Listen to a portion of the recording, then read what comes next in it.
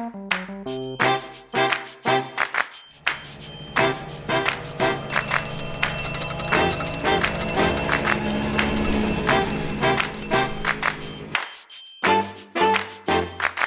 sorbetes, masarap, malamig, nakakapaglamig ng ulo.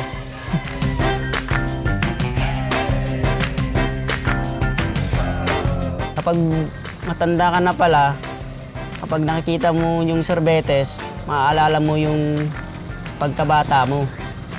Parang masarap balikan. Lahat po yata ng bata nakakain na ng sorbetes.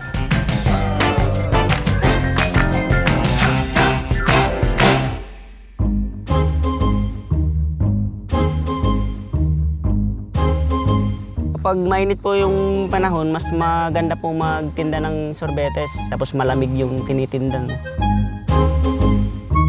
Ang 5 piso, sa iba, sabi nila maliit. Kahit 5 piso lang yung sorbetes ko, kapag naipon yun, malaking halaga na yun. Nakapagpundar na po ako ng bahay. Tinawag ko po yung asawa ko noon. Sabi ko sa kanya, anong gusto mong bahay? Bibili na lang po ng buo o ipapatayo na lang natin? Gusto ko pong bumili ng bagong sasakyan.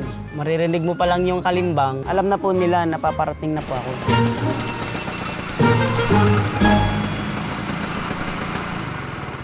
Mango po, chocolate, cookies and cream, tsaka po ubi po. Ang pinakamabili po doon ay mango, tsaka yung combination po niyang cheese. Lahat naman po talaga kapag gusto ng mga bata. 4 na taong mahigit na po ako nagtitinda ng ice cream. Ang mga nabili po sa akin ay yung mga suki ko na po na talagang araw-araw po silang nabili. Ang mas madalas ko pong mga customer ay mga bata, mga 5 years old pataas, ganun.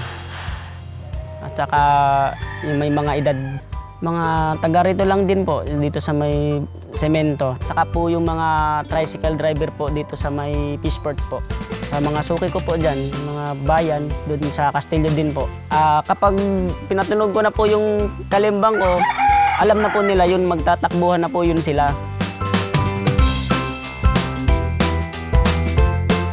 Ako po si Joseph Bambi, nakatira po sa Barangay Semento. 26 na taong gulang na po. Isa po akong ice cream vendor. Kapag nandun na po ako, yung mga bata po, naglalapitan sila. Masaya po silang lumalapit sa akin at nagdadala na po sila ng kanilang pambayad. Tig-5 lang po kasi yung ice cream ko para po abot po ng mga bata yung presyo. Yung sa wafer cone po, 5 piso, yung sugar cone may 10, tsaka yung malaking sugar cone, 20, tsaka yung tinapay, 15 po, tsaka yung paper cup po, merong 10, merong 15, meron din pong 20. Pwede po sa isa, pwede pong mix, ganun. At pwede rin po silang pumili ng isang flavor lang, minsan din po, magkasama yung 2 flavor. Kasi po yung iba, gusto nila mix talaga, yung kombinasyon. Mabili po yung sorbetes ko mga bandang 10:00. Saka pag lagpas po ng 12:00. Kaya po mabili yung mga ganong oras kasi po ay mainit para malamigan naman. Yung sorbetes, mas masarap siyang kainin habang matigas. I-enjoy mo siya habang matigas pa, huwag mo po siyang hayaang matunaw. Pansinin niyo po, ang sorbetes, kapag matigas siya, masaya ka. Pero pag natunaw siya, malungkot ka na rin. Pag magtitinda ako, yung mga niloloko din po ako ng mga nabili sa akin, tapos sinasaktan ko lang din po sila, nagbibiro po sila. Minsan, pautang, ganun, pautang. Tapos sasabihin ko rin, pautang din da. Ganun din baga. Mas maganda po yung pakikasamahan mo rin po sila. Ay minsan sir, sabi, may ice cream po na maalat. Sabi ko naman po, opo, meron. Sabi kong ganun. Ay sabihin po nila na, kuya, baka naman pwedeng padagdag. Sabing ganun. Pagtitinda po ng sorbetes, kung anong tamis ng tinda mo, yun na rin po yung tamis ng ngiti mo. Kasi yun po yung magpapasaya din po sa bibili sa'yo.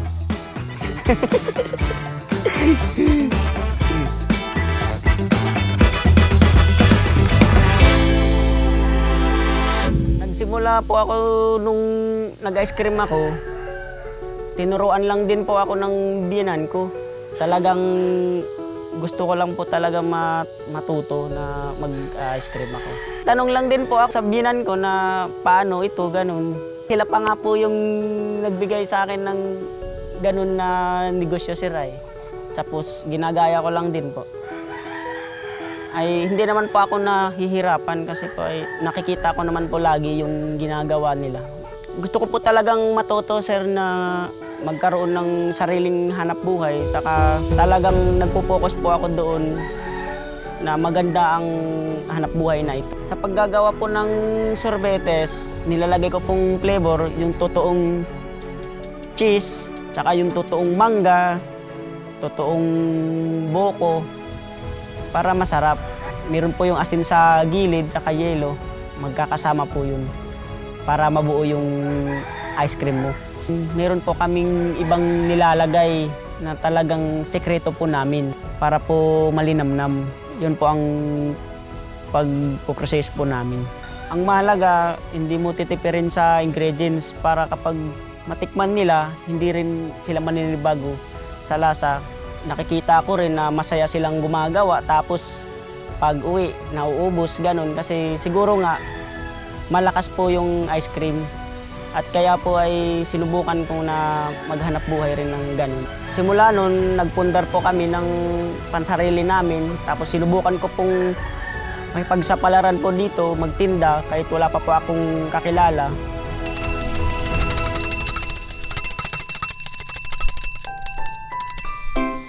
Nung una po, nung kinaumagahan, magtitinda na ako. Excited na po akong lumabas sa Dipakulaw. Nung unang tinda ko po yun. Sa tingin ko, ito na yung hinihintay ko. Nung unang kalimbang ko, parang nahihiya po ako. Kasi wala pong lumalapit sa akin. Kasi po, wala pa po akong kakilala. Di pa po nila ako kilala. Pero noong habang tumatakbo yung oras, may bumibili rin pa isa-isa. Tapos hanggat dumami na, nakikita na nila na yun, may nag-ice cream doon. Ayan na po yung mga bata, nagtakbuhan na. Tapos bumili na sila, parami ng parami.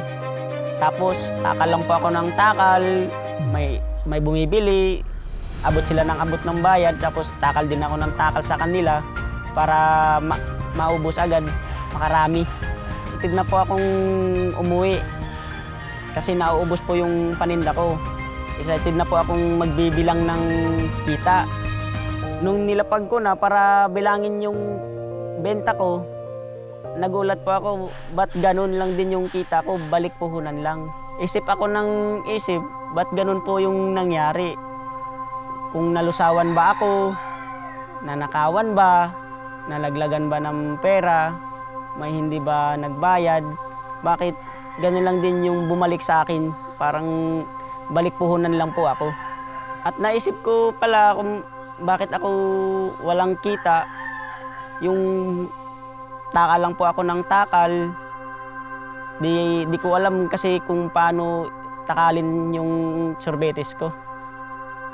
Di ko pa po alam yung pagbibigay ko sa kanila, kung minsan po maparami, minsan po ay may nanghihingi ng dagdag.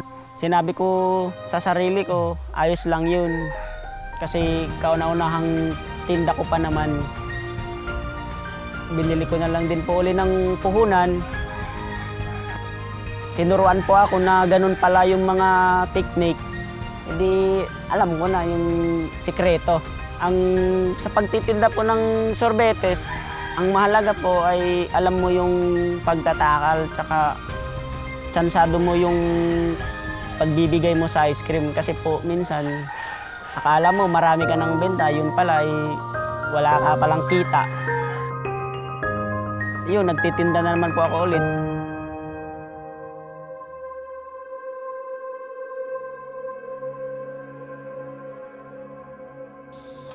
Sobrang tumal po yung hanap buhay ko.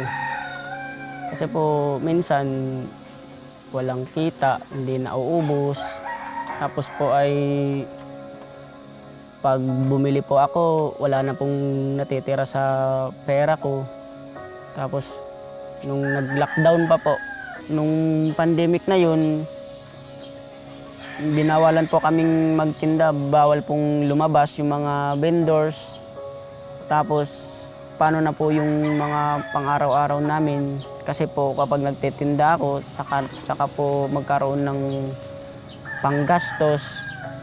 Kasi po sobrang tumal po talaga noon. Nakakapanghina po ng loob yung sitwasyon namin noon. Kaya po ako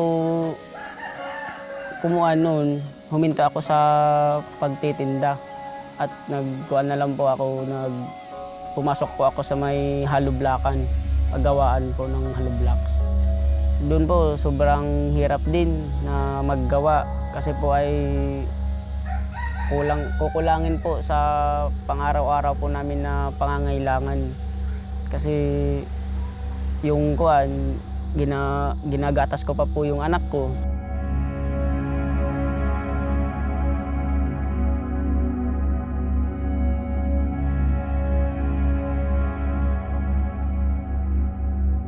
Nung wala naman pong hollow blocks, nangangawil po, ganun, nangingilaw para po makaraos yung isang kainan, ganun. Binagyo rin po kami dun, nung bagyong Ulysses.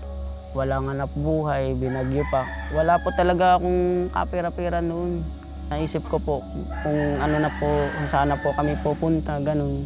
Nahihirapan po talaga ako dahil sunod-sunod po yung mga pagsubok sa buhay ko. Mas mahirap po kung meron kang pamilya. Pag sa sarili ko po, kaya ko ano nang gagawin ko para sa kanila, sa anak ko, kung ano na yung kinabukasan nila. At saka ayaw ko rin po na magutuman yung pamilya ko. Yung naipon ko na pambinyag sana sa anak ko, nagamit ko na. Ayaw ko po sanang gamitin yun kasi para sa kanya po yun. Pero wala na po talaga akong pampuhunan. Kaya ginamit ko na lang para po magsimula uli, makapagtinda. Iniisip ko na dapat po ay hindi ako panghinaan ng loob. Kasi po kapag hindi mo nilabanan yung panghina sa yung kalooban, ay saan pa sa yung pamilya ko? Kanino pa sila manghingi ng tulong, ganun. At paano na po yung anak ko? Iniisip ko na maswerte pa po pala ako sa ibang mga nagninegosyo. Kasi po, dumating po yung pandemic, sila tuloy-tuloy lang po ang upa. Pero ako po, nagagawan ko po ng paraan, nililibot ko po para po makaubos ako at para po may bibigay po ako sa aking pamilya. Bumalik lang po yung lakas ng loob ko. Pag nakita ko yung pamilya ko na masaya sila, kaya nilabanan ko yung pagsubok. Kaya balik ulit ako sa umpisa na makapaghanap buhay ulit. Mahalaga pala sa ganitong pagkakataon, dapat mas buo yung loob mo, huwag kang susuko. Mahalaga pala kapag bawat tinda mo, may ipon ka para dumating yung panahon na may mga kalamidad, tag-ulan, may ipon ka. Ang ice cream po ay maihantulad ko po sa buhay ng isang tao. Kasi po yung sorbetes, nalulusaw. Tapos po, kinabukasan, pwede mo siyang buuin ulit. Ganoon din po yung pangarap ng isang tao, buhay po ng isang tao. Minsan, nawawalan ka, tapos minsan, binubuo mo yung loob mo para bumalik ka ulit. Tinawag ko po yung asawa ko noon. Sabi ko po sa kanya, anong gusto mong bahay? Bibili na lang po ng buo o ipapatayo na lang natin? Ang gusto gusto ko pong bumili ng bagong sasakyan.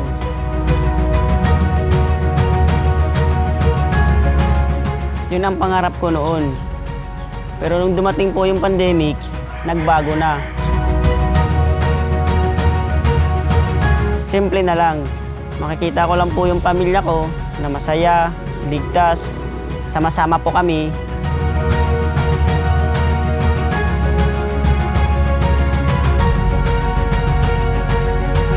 Yun po ang kayamanan para po sa akin.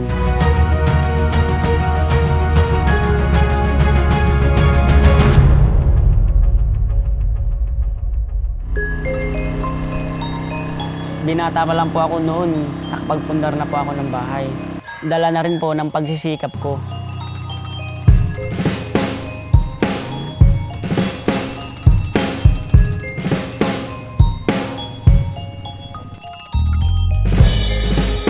Minsan, yung mga simpleng bagay lang po talaga magpapangiti sa atin. Gaya po ng sorbetes. Kasi po, kahit tumanda ka, pag nakita mo yung sorbetes, parang gusto mong balikan yung pagiging bata mo. Dahil po nung bata ka, lahat ng bagay, simple lang. Walang problema, lahat po masaya. Kaya nagiging mahalaga ng kabataan mo ang sorbetes.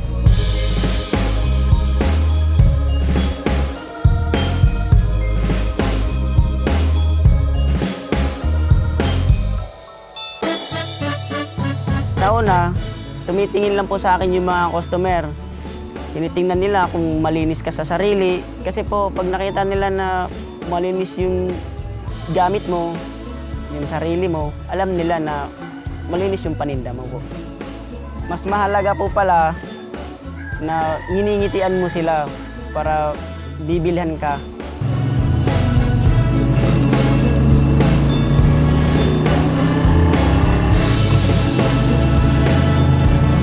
Gusto nyo pong matikman ng sarap ng aking sorbetes, may mga party po, kung ano man pong okasyon, kontakin nyo lang po ako.